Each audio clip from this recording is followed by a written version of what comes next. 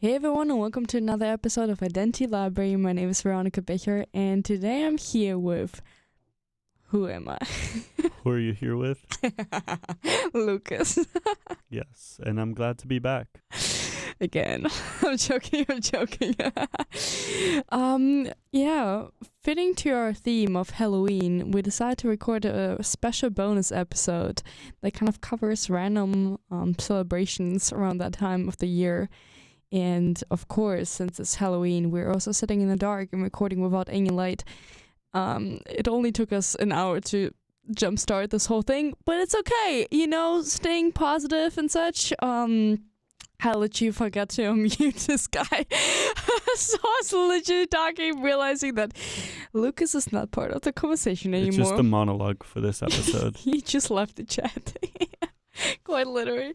Or rather the conversation. But yeah, do you want to say something before we start? Well, basically what we're going to be doing, because apparently it's my job now to introduce the topic, we're going to talk about the different things how we see celebrations differently in different countries. Exactly. So maybe starting with Halloween, since it's literally almost the 31st, and I feel like everyone is just preparing, almost thinking ahead, a whole year ahead, to design a costume that fits your friend group's design. And I'm like just sitting there and thinking, this is the craziest thing ever. I think I've never experienced someone trying to prepare themselves so much for a celebration like Halloween. It's such a big thing here. It's very interesting, especially like amongst different groups of people. Like they take it very seriously in different ways because it kind of gives them a way to express themselves differently with a mask or something like that. People are so creative here. I don't even know what to say. They started with, let's just have a couple costume, and then no, we're gonna have a group costume, and I'm like, I have a dress and fake blood. But yes, maybe entering the spooky season. Lucas, how did you celebrate Halloween in all the countries you've lived in? We actually never really celebrated Halloween. Halloween is not as much of a traditional holiday in the Netherlands or Italy, and that's where my parents are from, so that's kind of where our traditions came from. And it's more right now gaining more popularity. And also when I lived in the Netherlands, some people would do some kind of costuming because they were adopting it from American culture. I feel like in Germany, people don't celebrate Halloween as much because first of all, we have Fasching or Carnival, what is like in February. People dress up there all the time, and that's more a thing. And then I feel like if you don't have the celebration, you end up, dressing up for Halloween, and it's quite a big deal. But then maybe also the only thing we did for Halloween is we used to have this big celebration in our high school since middle school and high school is together in Germany. It's in one school, not even separated. We don't even separate it to begin with. We would organize as a student group the celebration for 5th graders and 6th graders, where it's like a Halloween party where they watch a movie and the best costume wins. And I would always dress up for the specific event, and people would just stare. They would be really confused on the street when I would walk around in a Halloween costume. What about you? Have you ever considered wearing a costume for Halloween? Oh, what is your costume for this year, maybe? Oh, my costume for this year is a little out there. I am gonna be Harry Styles for Halloween this year. I even got a haircut for this. Oh my gosh, this guy. The haircut looks really good though. Take the compliment. I went to Rwanda complete side story, but I went to Rwanda this summer, and they have these people who create things out of any kind of fabric. So they have huge markets full of different fabrics with different designs on them. And I found a really cool and vibrant, eccentric I don't know exactly what the best word is to describe it, but very colorful fabric that I created overalls out of. Mm. And I wore it one day in London because I went to London after I went to Rwanda, and This is something. and everyone was telling me that I looked like Harry Styles. So I was like, okay, I don't have to buy a costume now. I'm just Harry Styles. This is how you embody a new person. Well, I never had this issue, or rather not issue, situation where people thought I'm someone else. Besides, oh no, there was one instant. I feel like people always see me on the street. For some reason, they think it's me because of my Slavic features. And a friend of mine, he was traveling through Europe, Max, and this guy was like, I see you everywhere I go, because I didn't realize how much Slavic people look alike, and you're like more Slavic person than a German girl. So he saw me like apparently everywhere he went, but it's probably he just missed me. I'm just saying. But maybe like the thing that sparked this conversation was probably Nikolaustag that we talked about. It's this one celebration that we have in December, and do you want to share a little bit what you do, like, according to Dutch traditions, even though you're not really prepared? So basically, in the Netherlands, we call it Sinterklaas. I don't know why. For a second, I'll just switch languages midway through the podcast. No, Yay. it's because you said it in German. So I was trying to put day in the word. I was like Sinterklaas doch. Like how do I incorporate day in there? But they don't. There's no day. There's no day. No day. This is a week, a year. We're celebrating a whole year. This is how you get vacation days, right? In comparison to the United States. Sorry, this was so weird. The reason why it's not a specific day is because we actually do celebrate it over a few weeks. You do? Well, kind of. I made a joke out of it. No, kind of. So basically, it's based on this, like, the history of it. Maybe you know it better than I do, but Saint Nicholas was a saint. Can we take notes, please? Giving. Please, dear oh my gosh, dear listeners, readers is crazy. Please take notes. Saint Nicholas was a saint. As you could Period. probably... Lucas 2024. Quoted. And he was a very giving person, especially to those who were in need, and that's celebrated. If you have more comments deeper on what Saint Nicholas did and why he was a special person, We will get there eventually. It's okay. You will get a full legend about Saint Nicholas. But go ahead. You're still, it's okay. your spotlight. So Sinterklaas, right? It's basically it's actually where the tradition of Saint Nicholas. Oh my God, Santa Claus came from.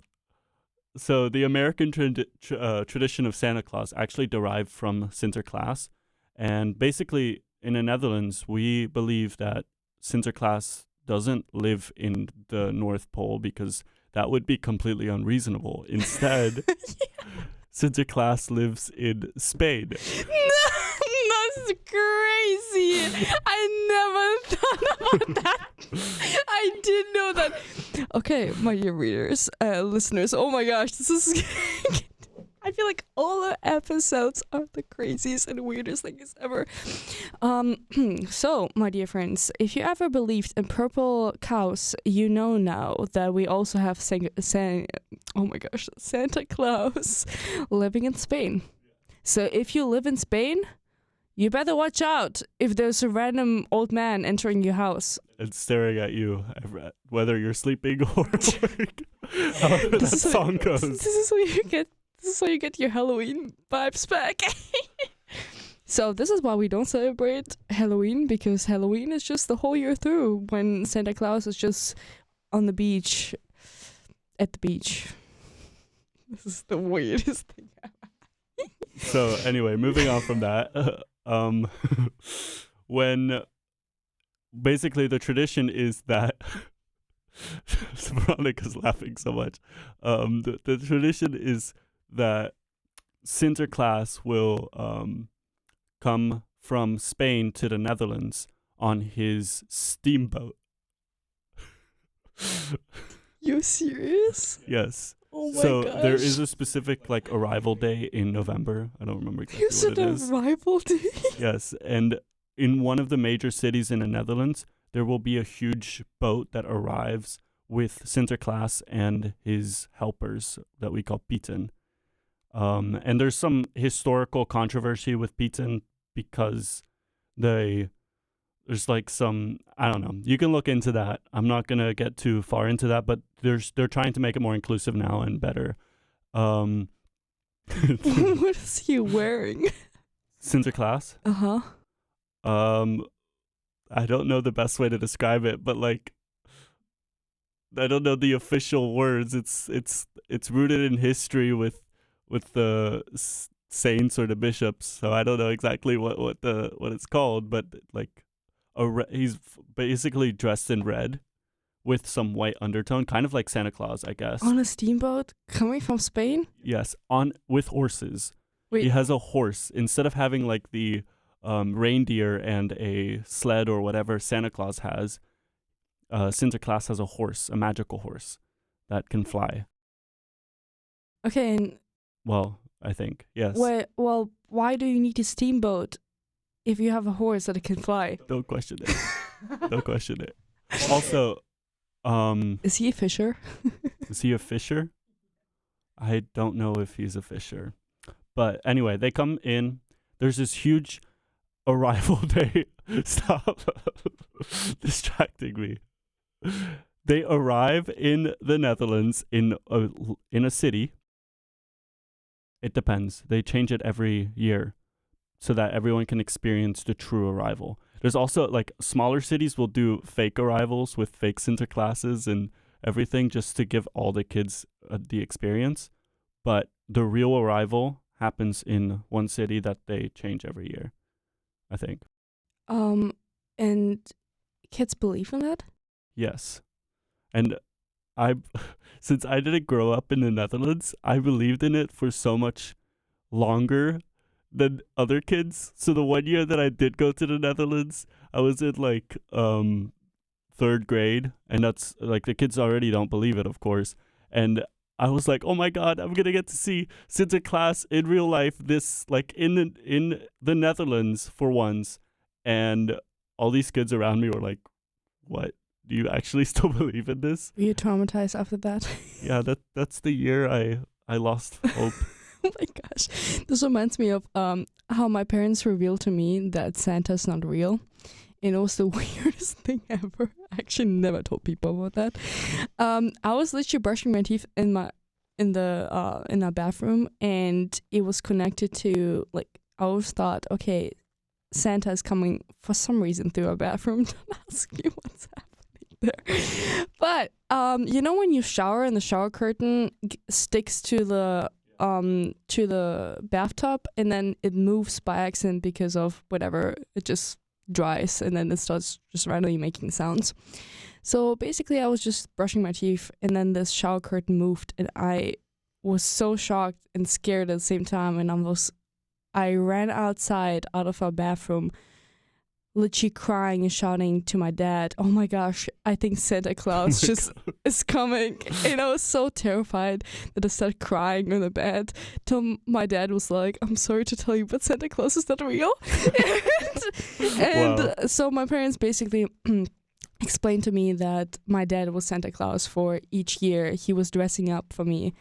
And as well as they invited once my dad's friend who was visiting us to be Santa Claus. But yeah, I don't know. I just believed it. It was so good all the time. He would always come, and I was so scared of the shower curtain moving that I was like Santa Claus and got stuck in the bathroom. That was me with Sinterklaas. Although Sinterklaas doesn't do creepy things like just randomly go into, well, kind of does.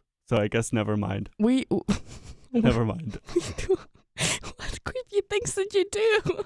Well, no, I'm saying, like, you're saying that Santa Claus was coming into your bathroom. And No, but it's just, we don't have any windows. And that's the only place that could have a fire pit, technically speaking, but it doesn't. It got removed, so the apartment got remodeled. And so now the place where the fireplace used to be, we have a big aquarium with little shrimps in it. Don't ask me why we have shrimps. But we have mini shrimps. By the way, you cannot eat them, but that's my fun fact. We raise mini shrimps. My dad is really invested in the whole aquarium thing, and he knows everything about random water plants, and he puts random things into the water to make it grow faster and better. And oh my gosh, I don't even know what's happening there. But basically, yeah, no fireplace. So I always thought it's gonna be the bathroom. Don't ask me why. Okay. It was just the most natural. I think probably because my dad will probably change in the bathroom and then come out as Santa Claus. So I never really questioned that. When he would change on the balcony. It was really funny. I know, with the excuse that he's holding the reindeers on the rooftop. And I realized later on, like, that's kind of interesting how to hold. Yeah, basically my dad was running around on the rooftop. So, fun fact. So, moving forward on Yes. Sinterklaas. So, he arrives in the Netherlands in a steamboat with all of his helpers. With one horse. With one horse. How's the horse? Okay, sorry. I need to ask. How's the horse fitting on the steamboat? Like, where is it? Is it on top? Is it? Wait, it does fit, but oh my gosh. I don't know. I'm gonna have to like re-remember all the songs I sang because there's one that's like he's on the steamboat with the windmills that are, I don't know. Windmills? Well, I think anyway, there's like songs that have. That tell you the whole story that I would have to like recall to be able to tell you exactly where the horse is and where things.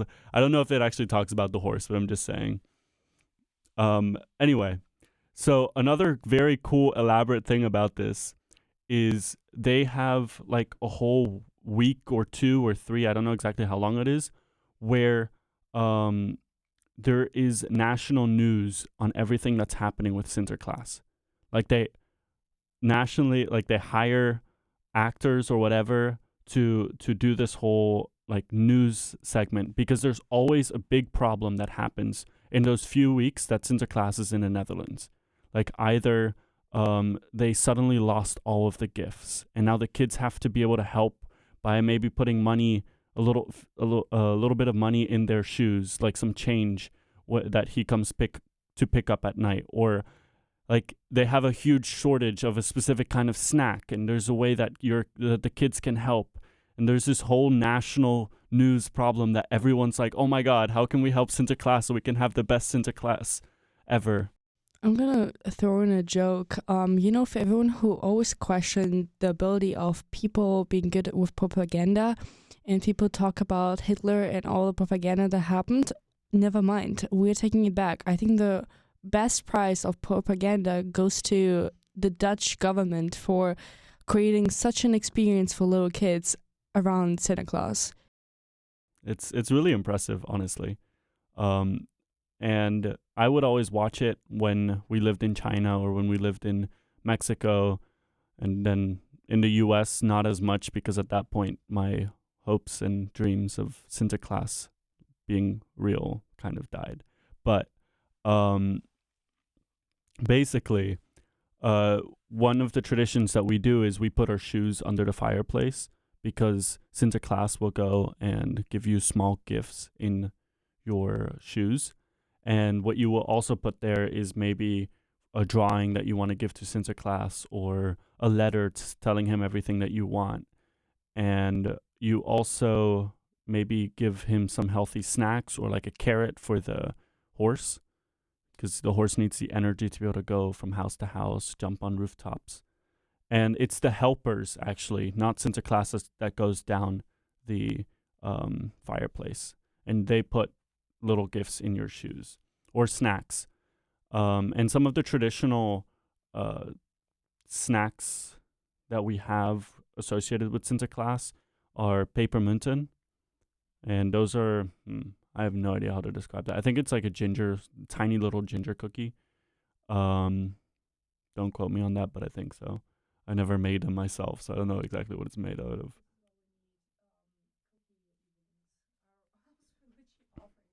Yeah.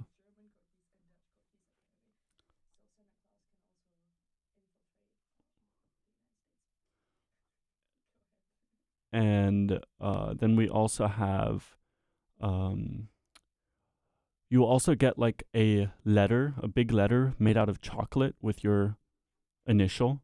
So I would always get like a big letter L of 250 grams of chocolate. It was always like my favorite thing because then you sit there eating a whole letter that's very thick and good European chocolate. Good European chocolate. That's literally like one thing that I'm gonna get when I'm back home. Bring back is chocolate. Um, but I'm curious: is Santa Claus and Saint Nicholas the same person, or are these different people?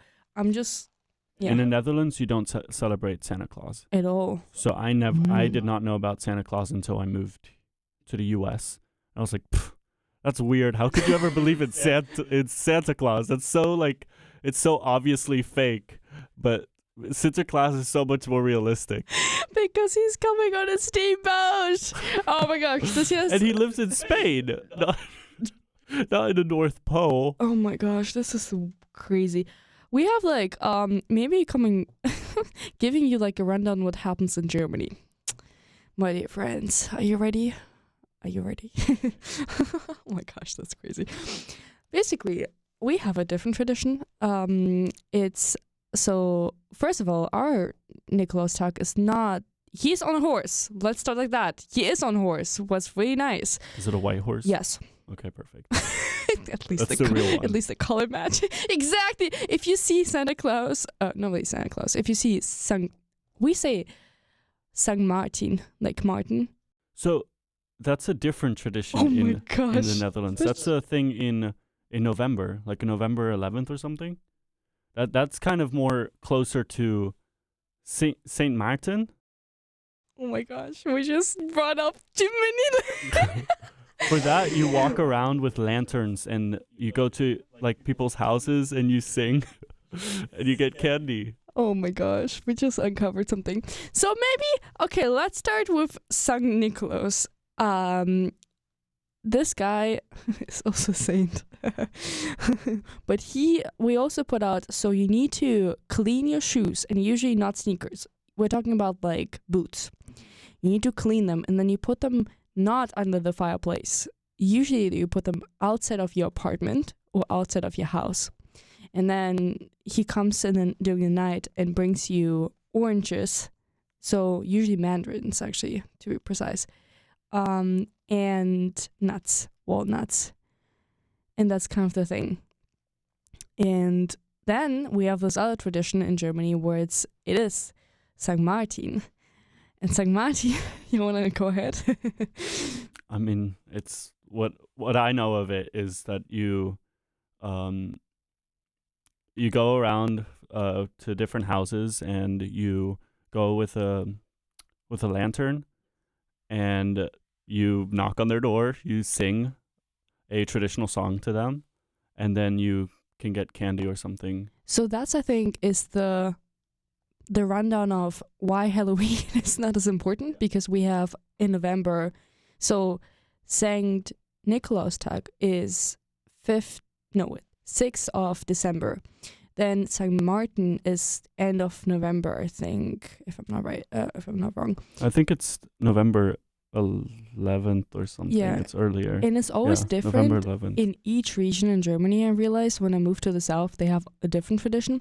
But what we do is you build these lanterns by yourself, and you completely create it yourself. Usually it's like a huge process where each year, especially in kindergarten, you can choose your own like the animal you want to create, or like they look amazing, really creative. And then you walk around with a stick that has a little bulb on it and this lantern, and then you sing. Go from one place to another. But the interesting thing is about Nikolaustag is Tag means day, and then Nikolaus is the name. Wait, now I'm like literally mixing it up. Saint Martin. Oh my gosh, Martin. Why are we doing Nikolaus and Martin? I'm sorry. Are you siblings? I don't know. Maybe in a different world. Going back to Saint Martin Day. So Saint Martin, he was according to the tradition, a soldier in the Roman Empire. Was it during the Roman Empire? And he had this long red cape. So he is on a horse, on a white horse. And he sees this beggar that is sitting in the snow, freezing. And we have this tradition where we have literally play in our city where you can see everything unfold. And we have actually a guy who's sitting on this horse with this whole thing and a beggar on the floor. And the whole city comes together and watch this play. And the town that I'm from, Erkrath, is 49,000 people live there, so it's not as big, but it's also not as small. And the tradition is just a real local tradition. And the story goes as follow: he sees this beggar, and he's like, "I really want to help you." So what he does, he completely divides his cape into halves and gives the beggar the other half. And during that time, it was actually a disgrace to even do something with your cape, because that means you lowered yourself in the rank of all the soldiers. And so when he came back to actually all the other soldiers, they made fun of him for donating almost or giving away part of it or a piece of his cape. But he didn't care because he warmed the beggar and it was more important for him. And then we have this other tradition where they bake this really huge weckman. That's what we call it. And weckman is actually one of the most favorite things that I love to eat during that time. And you can only buy it during that time of the year. And it's this it looks like a gingerbread man, but it's not a gingerbread man. It's made out of dough, and it's a fluffy dough, sometimes it's just dough, nothing else, looks like a gingerbread. And it has a pipe that kids really love to extract and then do something with the pipe. My dad even tried to smoke it, but realized that it doesn't work. Jokes aside. And this huge pipe, and sometimes they put even some almonds on top of it. I love the almond one. And so they create this huge weckman that feeds the whole city. Just imagine how big that needs to be. And so everyone gets a piece. And I was thinking about why they do that. And I realized something we learn actually in our fellowship program is servant leadership, and how you, in a way, do something for the community. And one of the morals of the story with St. Martin, he shares something that is so important to him, but realize that it's not important if the human being in front of him is dying, and that he's gracefully actually hurting his own dignity and his own perception how people view him in order to help someone else and serve someone else, the community. So this weckman is a representation of how we all belong and help each other because we're part of one thing. And the weckman symbolized actually this guy who shared his cape with the beggar, and it's we share food and it's one thing, and each has one piece of the whole thing. And I remember my dad would always put me on his shoulders because I was too small. It would be so many people crowded, and so I could see this huge weckman. And you would drink glühwein or punch, what is a really traditional drink, where the punch version is just for kids. It's really sweet, like grape juice with some other spices and oranges, boiled up, really warm. It's really cold usually during that time. And then glühwein is something you also see in Christmas markets. But yeah, this is oh my gosh, this is one of the things that we do. Do you do something else for Nikolaustag? Martin, oh my gosh. I'm not entirely sure, but what I said is all I really know, because I only did it once, which was that 1 year that I lived in the Netherlands. Because I didn't, I've been to the Netherlands mostly during wintertime and summertime, and since school was always in November, that's not a time we would often visit. And just the 1 year that I lived there, we participated. Yeah, I actually used to do it every single year for a long time. And we would sing these specific songs that are only made for this time of the year about this guy. And it's a lot of religious songs, but also I would play my 2 recorders in like nursery houses and like just other places, because there's like, I was literally looking it up. There's this funny song that stuck to me. I don't even know why. So someone actually in 2000, I think 14 or something, that decided to invent this new song that would reinvent just little kids being crazy sometimes, even maybe earlier probably. And it was when I was actually beforehand, they just published it later on, but a kid in my kindergarten would sing this all the time. He just changed the lyrics of a really important song that everyone would sing, and it works this way. It's like, St. Martin, St. Martin, St. Martin, ritt durch Parmesan und Salat. And it's like, it goes on, and it's like, he changed it to, St. Martin didn't ride through just really cold area. He said he was riding through salad and fries. And then his horse stopped at the Coca-Cola, and this is like best probably Coca-Cola commercial you can ever get, stand to drink a Coke. But then he drank it like a pig, like he didn't know how to actually drink it properly. And then he saw in the snow, it's like a continuous im Schnee saß. There's the beggar who's sitting there, the old man, but he has clothes on like a Superman. And then he's like, please help me, I don't know what to do. And if you don't help me, I will literally like make you a bread with butter. I don't know what the heck happened there. Sorry, this was the weirdest like story ever. But yeah, we were singing this every single year. So if you ever think of bread and butter, I don't know why we translated it this way, but you know now what's happening. Since you gave like the story on Saint Martin, the history, I pulled up the little history on Saint Nicholas, just so we have both of their Go ahead. Stories accounted for. Basically, the story of Saint Nicholas, which is what Santa Claus and Sinterklaas are both based off of, is that in a town in Turkey called Patara, Saint Nicholas was born there, and there lived a poor man with 3 daughters. In those days, a woman's marriage prospects were largely dependent on her dowry, which was like the amount of money they had or property that the bride's family was expected to give her husband's family. And without a dowry, a woman's future was uncertain. And in the case of this poor man's daughters, it meant that they might not be able to get married and could face a life of hardship. So the poor man was in despair because he could not afford dowries for any of his daughters and feared that without marriage, they might be forced into lives of servitude or worse. And then after hearing that story, St. Nicholas decided to help, but he wanted to do it in a secret way to avoid embarrassing the man for accepting charity.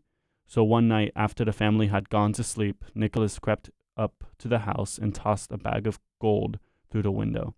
And the money was enough for the eldest daughter's dowry, and soon she was able to get married and begin a new life. And Nicholas did the same for the second daughter, secretly tossing a second bag of gold through the window. When Nicholas prepared to help the third daughter, the father, eager to find out who was helping them, decided to stay awake and watch. As Nicholas approached the house in the middle of the night, the man recognized him. Nicholas begged him to keep his identity a secret, explaining that he wanted to help anonymously. But despite that man, the story of his generosity spread through the town, and the people began to look at Nicholas as a protector of the poor and vulnerable.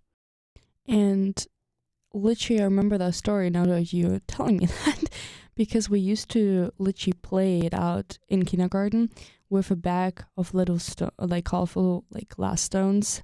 And I just remember that was like something that stuck with me. Like, you would represent money with like little glass stones. I don't know what you would call them. So I'll finish off with Sinterklaas very quickly. One thing that, so the whole like 2 weeks that he's in the Netherlands, some kind of chaotic thing happens and everyone tries to help out, and you get little gifts in your shoes under the fireplace. But then on December 5th, the eve of December 5th, so it's kind of like Christmas Eve versus Christmas Day.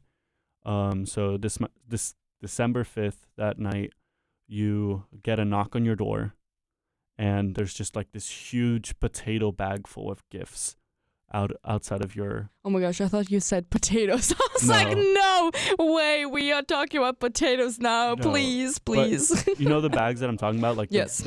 yeah. Yes. Huge bag full of gifts that you get to unwrap that night. And there's also like a tradition with writing poems for each other within a family, and that's always fun. And then when you're older and you obviously don't believe in Sinterklaas anymore, there's a tradition of making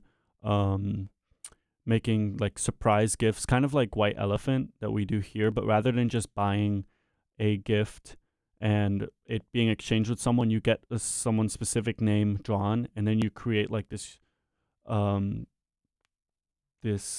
box or creation that matches that person, and you put the gift in that. So I don't know if you have someone who's I did this with kids at a school, so that's why this is what comes to mind.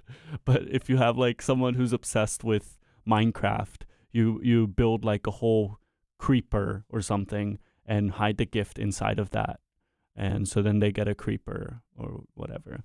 So that's kind of the Sinterklaas tradition. You'll get all your gifts December 5th that night, and you have all those other things that I was talking about. And maybe since we're moving on from this story and you dropped already the perfect thing, potato sack. I was literally just reminded of something that I forgot for a long time, for a while.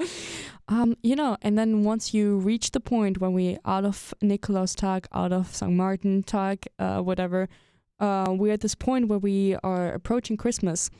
In Germany, you would have this series that starts airing every single year during Christmas. There are two actually, one that I love more. But this one is called Bartholomeus. And this is, oh my gosh, now that I look back, he looks creepy as heck. But this is just potato sack that came to life, has two eyes. And the story is about how he is in charge and helps so Santa Claus has actually no helpers beside a potato sack guy. This is so funny. And he gets there's another Santa Claus that hates the original Santa Claus, or like they dress up as the fake one, and so they want to ruin the Christmas day, so they steal away the potato sack that is actually alive and can walk and talk, and he looks crazy as heck. In the God, that's so scary. And the story is about this woman and this guy. You can look it up. It's funny. It's like how they were really poor, and so Saint Nicholas gave them these two eyes. Oh my gosh, these two marble eyes that they attached to the potato sack because they were really, really poor farmers. And then the sack starts to be alive. But okay, whatever. Moving on. And then the other story that I feel like is so funny is the elves. Like there's an elf series that is also airing, and I love the elf series. It's an animation series about how all the elves are preparing for Christmas, and it's adorable. But moving on to actually Christmas. You want to go back to your Italian roots and talk about panettone? Panettone. It's like this sweet bread that we eat around Christmas time. And in Italy, Christmas is celebrated more than just like one day or 1 or 2 days, like a Christmas Eve and Christmas Day. Like it's more of like a whole Christmas season. Like it's a whole period of time. Kind of like, we do put up trees here very early, like sometimes too early. Americans tend to put up their trees, but yeah, it's kind of like you see that as Christmas season, but in Italy, like the Christmas season ends in like I think the 5th or the 6th of January. And in that time period, you will you'll give panettone as like a gift. And panettone is like, it looks a little bit like a huge cake that is really high up. And I love this one that has citrus pieces in Yes. it. Oh my gosh. I actually bought for my friends last year panettone, like the small mini ones, because I was like, try it. It really reminds me of Easter goods that we bake in Russian traditions. They taste really similar to that. And I remember there's this really funny story. I used to, fun fact, I used to date an half Italian guy, my first relationship. And his mom, who's Italian, she told me about this tradition that they have for New Year, because she gave me panettone on Christmas Day, and then she was like, well, there's this other tradition that is a little bit funny. And I was telling Lucas about it, and Lucas was like, I don't even know what you're talking about. But basically, it's a little bit, small disclaimer, it is PG-13, but yeah, small disclaimer. It's basically, if you have a husband or like a boyfriend, he would buy you red underwear for New Year. And it's a thing that you see in other cultures too, because you see it a lot in, I think, like Middle Eastern, like other cultures, where women specifically would wear like red dresses or like red underwear, because red symbolizes luck and love and like prosperity and so on. And so people would wear it to like end the year and start the year with luck. So they wear red. I've seen this so often in Turkey for some reason on like New Year, because my parents used to go every single year actually on New Year to Turkey. Don't ask me why. But my dad's birthday is on the 24th of December. So he always wanted to have actually a vacation instead of a birthday present. And so we would spend New Year abroad. And the funny thing is, so the husband basically looks for the perfect set for the woman to wear. And then the actual tradition is you have to wear the whole New Year, like the 31st through the 31st. And then on the 1st, you have to take it off and burn it because you don't want the bad luck that got absorbed to be brought into the next year. Okay. So I don't think that everyone burns it down anymore, but it's like this tradition of, instead of getting like presents, you get underwear. What's so funny for me, it stuck with me till the end of my probably end of my life. And do you have any New Year traditions that I feel like are super common in any of your family celebrations? One thing that's just, I mean, I'm sure you know this very well, but the Netherlands is like very big with fireworks. Like the Netherlands is very environmentally conscious until New Year's strikes, and then like it's insane, like the amount of fireworks that go off everywhere. And it's so dangerous to be outside. Yes. Do you agree? I feel like this is like, if people in America are concerned about mass shootings, we're concerned about fireworks hitting your face. I'm not even kidding. Like if you have, especially in bigger cities, when everyone is out there trying to, no one is experienced. No one knows how to do it properly. But for some reason, it's just the most dangerous thing you can do, because things are just falling on your heads, on your face. Okay, maybe not on your face, but they do actually. Yeah, go ahead. Sorry, I got too excited. Well, you saying that kind of reminded me of a story that I don't know if my parents have heard or my grandparents, but one time my brothers and I were at my grandparents' house and we bought fireworks. And so, how old were you? Ooh, I don't remember. But young enough? Young enough, for sure. Young enough is crazy. Not old enough, young enough. Go ahead. So basically, hey, my older brother's older, so we can give him all the responsibility for anything that may or may not have happened. Oh my gosh, that's crazy. Nothing really ended up happening, but we went to a skate park to light these fireworks, and I don't know, we just started playing around with them, and at some point we put one of them on like one of the skate park things, rails. Like the ramp, yeah. I don't know. And then we lit it, and then it fell off to all the other fireworks that we had, and it just started a little bit of a fire. We were like, oh no, this is so bad. But I mean, things just started kind of exploding all over the place, flying to one place, and then that one exploded over there. But nothing ended up happening because we were on a like clear field, so that was good.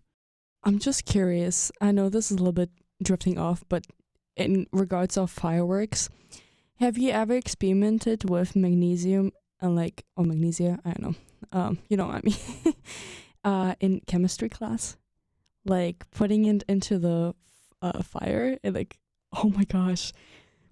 Okay. Yes. Short story. Simonin does that too. Yes. There you can use other chemicals too for that. But basically we wanted to show, like in chemistry class, we used to have this old teacher who should have retired already several years ago, but he decided to come back. Hilarious guy.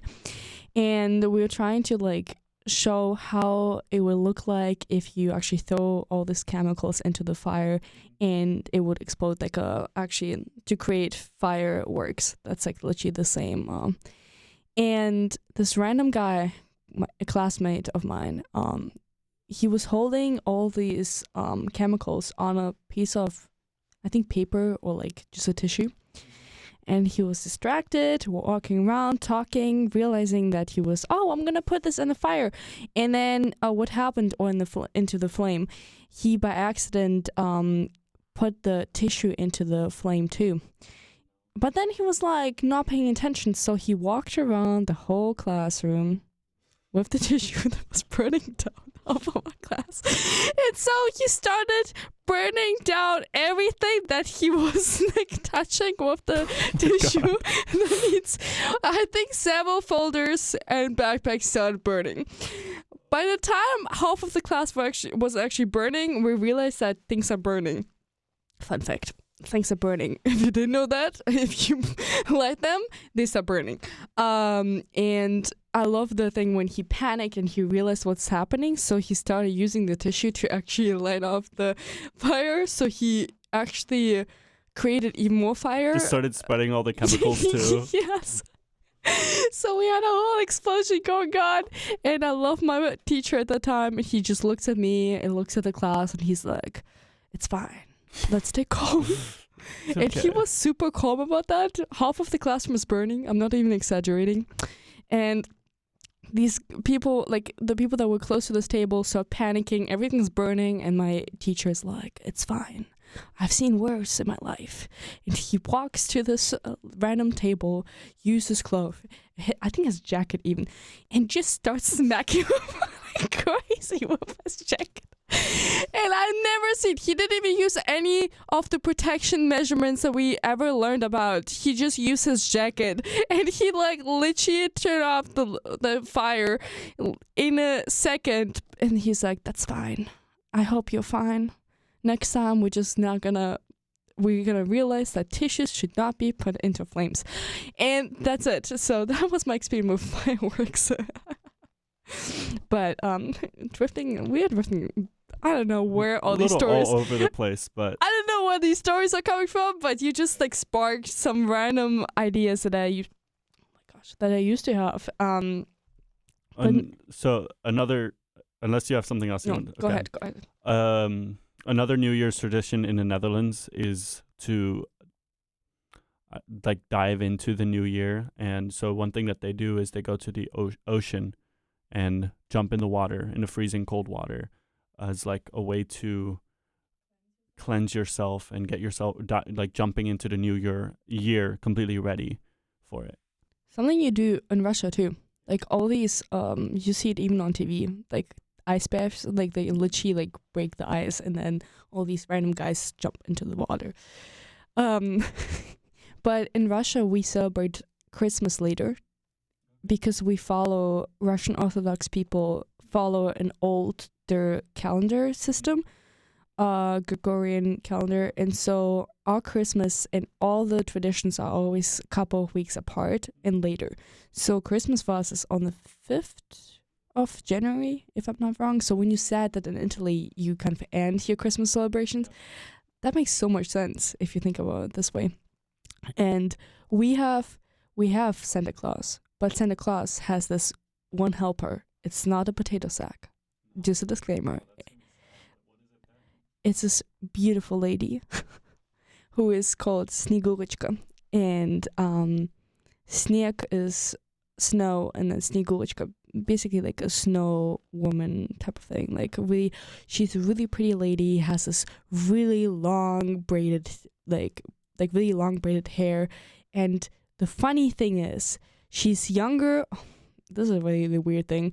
She's younger than the guy is. Like, she's definitely younger. She's like in her 20s, while this old grandpa is already in his like, not questioning that relationship. But basically, they both have actually blue coats, not red coats that you usually see in Christmas celebrations, right? Like Santa Claus have it, it's just a completely different color that we use. And there's another thing, it's like New Year, where you write down. This is the most stressful thing. In Russia, people are really superstitious. And one of the superstitions that they decide to implement out of everything they could have chosen is when you watch this TV series, it's this concert that is existing since my parents are alive. Not even, I think even earlier. It's the same old Russian songs, a whole concert that you watch on TV. You eat food. Everything is like, you have these crazy salads that have like, селедка под шубой, what is like fish basically with beets, red beets, and like different layers of the most random food, but it tastes fantastic. And you just eat, you eat too much, you watch this thing, and then you have this one moment where the last seconds before New Year, we see they like show on this TV show Moscow, and the like almost like a big band, but a huge like clock that ticks, and we say kurante to that, so it's like it takes the last seconds before we'll have New Year. And we see the whole like red, like oh my gosh, I'm so bad at explaining this today, but you know the church, this really like famous Moscow church, so this is where people stand outside and they usually watch the fireworks. You have this video that even my parents right now, they still watch it every single year. And then when you have these last seconds ticking, you need to write down on a small piece of paper your wish. You burn it down before, so you have literally a couple of seconds. You have to write it down really fast. So you burn it down, you throw all the ashes into your champagne, and then you have to drink it as fast as you can before actually New Year happens, so it actually can be fulfilled. And there's a whole series in Russia where they show so many random movies that are like correlated to this superstition about people trying to find their love, and it's like the most funniest thing ever. It's like this, it's all up to the last second. Like yes. This most stressful moment. Yes. Like I need to get this. It's a series called Yoki. What it means? Yoki means like the Christmas tree, like just or like the pine tree in general. And it's just a series of comedy movies that you watch all the time about these guys that are trying to like one year they had like this guy who wished that the president will actually say something specific, and so they made a bet, and in the end of the movie the president actually, Vladimir Putin, will say that. It's the weirdest thing ever sometimes. Sorry, I'm like drifting apart, but this is actually something I never told people. And then after, when New Year happens, you hear the Russian national anthem, and then the president comes out and holds a speech. And it's the same thing every single year. Same speech? No. Or same... okay, I got it. You do the same thing. Tradition of doing this. It's like same speech is kind of like... No. But it's really similar every single time. And you listen to it every single time, and then you're like, you're like, S Novым Годом, which means like, Happy New Year. So. Yeah. Another thing in the Netherlands, like a traditional food for New Year's is oliebollen, which quite literally translates to oil balls. It's getting better. Okay, go ahead. Oh my gosh. Oil boil. Oh my gosh. Oliebollen. Basically, literally all it is deep fried balls of dough. So Oh, I know what it is. Go ahead. Go ahead. so like right now in Raleigh we have the state fair going on, and I know some people who have like the tradition of like every time they go to the state fair they have to get, I forget the name, like I know exactly what you mean. Is it the puffy pastry that is like made in oil? Oh my gosh. what is it called? I love how you're like two international students sitting in one Yes. room and forgetting completely. Oh my gosh. Okay, go ahead. I will think about it. Okay. So when I was at the state fair a few days ago, I realized that so I saw on one of the signs that it said like Dutch whatever it's called, but I don't think it's a Dutch thing, but the idea of like just deep frying the dough is a Dutch idea, and that actually is also what inspired the donut. And oliebollen are often filled with like raisins or apples, and can be dusted with powdered sugar, just like whatever we're talking about that you find at the state fair. And yeah, basically you'll have oliebollen stands like pop up all over the country, and it's a tradition to have that for New Year's. While you're looking for Funnel cake. funnel cake, yes, Oh my that's the gosh. one. For some reason, I haven't had oliebollen in a while, but I feel like I enjoy that, and maybe it's just because of the nostalgia or the traditional value to it. But when I eat funnel cake, I immediately like it's disgusting to me. It's so oily. It's so like I don't know, so airy. And it doesn't have much taste. The recipe you're referring to, there's something similar in Russian culture. It's called ponchiki, and I've seen something similar also in Turkish tradition. So it's literally just almost like a donut, but it's not really a donut. It tastes a little bit differently because it's just hand made, and it's just the dough, and you can put something else on top of it if you want to, like a topping, like you said. No, that's actually really funny. I feel like, oh my gosh, you just gave me like the space to express the most random traditions that I feel like shaped my childhood and my identity. And it's so interesting to just realize that I don't think that everyone does these things. And it's like the biggest debate is also like, when do you celebrate Christmas? 24th, 25th, 26th? Oh my gosh, not even starting that debate. Yeah, in the US, you don't even have 26 as a thing, but in the Netherlands, that's second Christmas day. And I don't know if that's the same in Germany. It is. We have 2 free days. It's 25th and 26th that is always And then you have off. Christmas Eve. In the Netherlands, Christmas is much more of like a appreciation for the religious aspect to it. So there's not actually much tradition specifically towards like Christmas besides family gathering, things like that, because it genuinely is related to like Jesus and the Christian belief that goes along with it, the birth of Christ. So we don't celebrate Santa Claus. We don't celebrate anything else that like Christians might consider a distraction from the true meaning of Christmas. And that's why we get all our gifts December 5th with Sinterklaas when he knocks on the door and gives you the gifts. So that when you have Christmas, it's more of just like celebration with family and celebrating the true meaning of Christmas, whatever that means to you. And in Italy in general, for Christmas and for New Year's, for festivities, and they're very big on food. So big family dinner is like the way to celebrate any of those things. And we have one more tradition that maybe, I wonder if this sparks something with either Russian culture or German culture.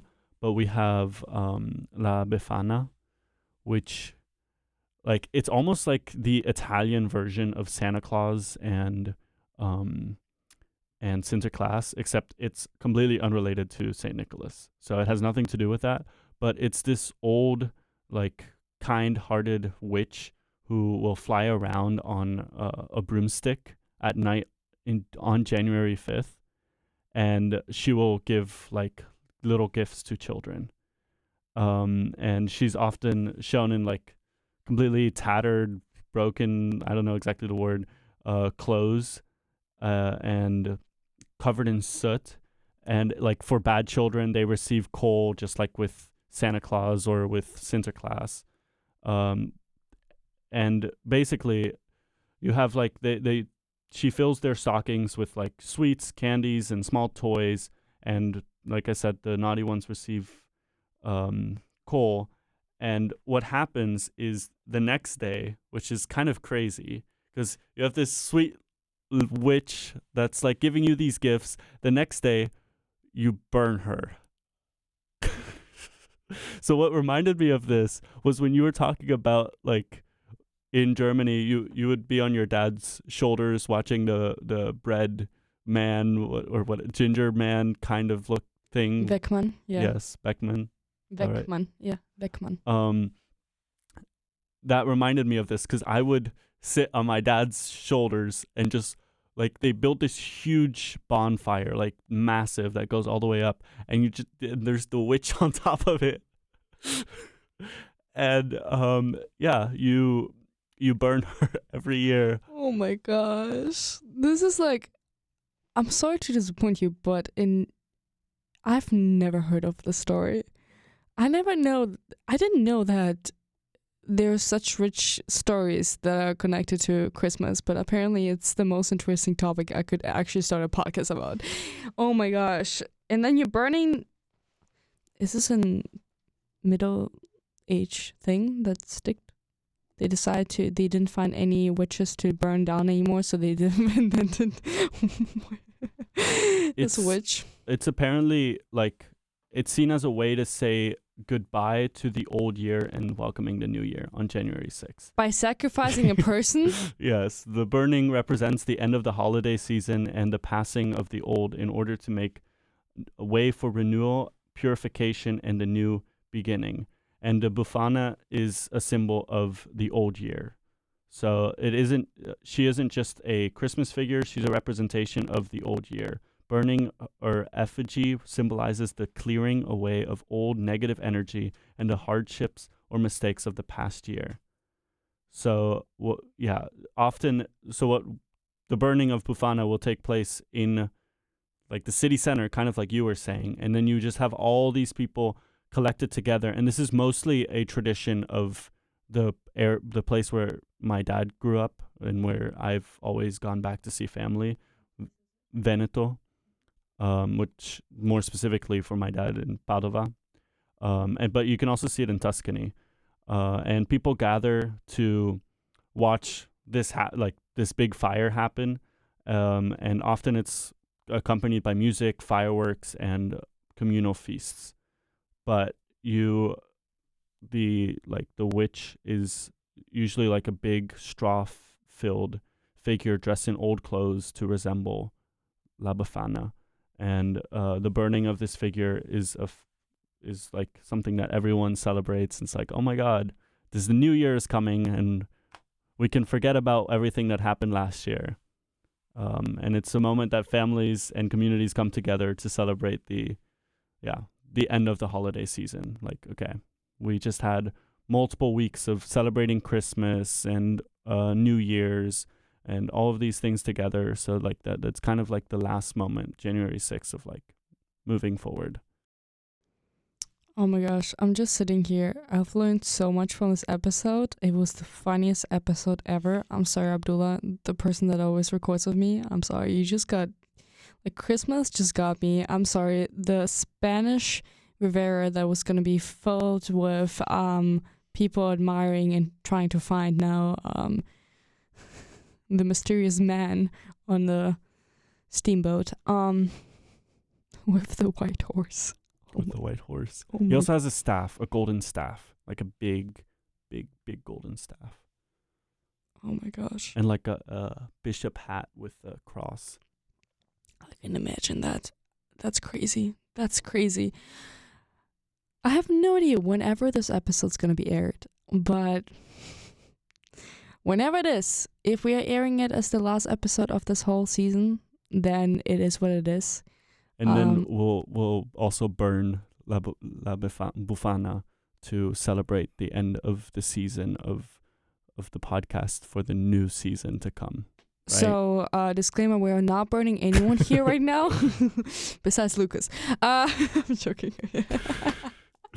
The end of the podcast. It's a new podcast tradition. Burn la Befana. So you share a story and then you disappear. Sorry, I should stop joking about that.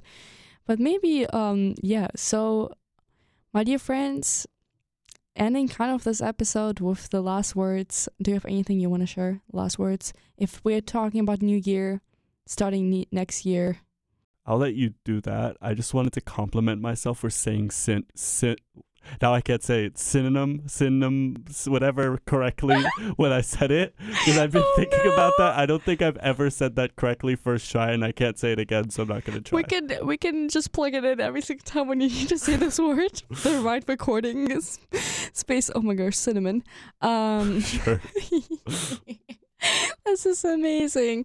My dear friends, if you're part of the group of writing random lists about things that you want to do in your life and things that you've experienced, go ahead, set these resolutions, but you better do it, okay? And if you want to follow one of these traditions, please don't burn people down. I would be gladly assisting you. This sounds weird. That's crazy. And please don't try to find white horses now. This is not what we're doing here. Write down your wish, wear your red underwear, and try to eat the ash. Drink it with your champagne.